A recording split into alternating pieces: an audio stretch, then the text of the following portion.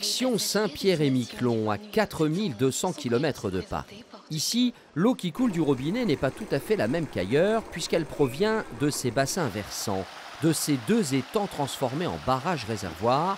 Elle est ensuite amenée jusqu'à la ville par un écoulement. Voilà, on a l'eau telle qu'on la connaît ici, une eau colorée, hein, on qualifie ça d'eau nordique en fait, puisque c'est des eaux qui sont très pauvres en minéraux.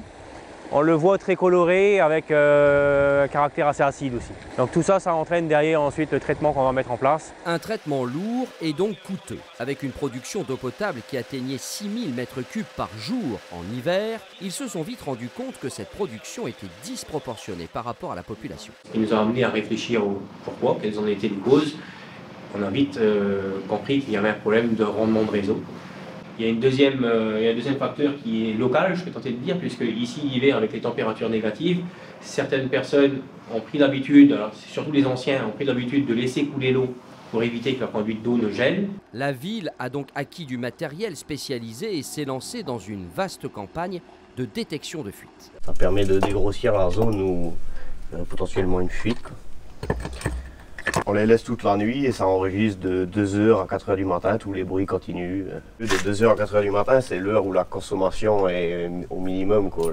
Les gens consomment moins d'eau alors là. Donc là maintenant on essaye de déterminer précisément l'endroit où se trouve la fuite. Donc on se positionne au-dessus de la conduite d'eau. En 2000, quand on a ouvert la station, inauguré la station, on était à 1 500 000 m3 de production par an. Et aujourd'hui, on est à 800 000, on tourne autour des 800 000 m3 par an.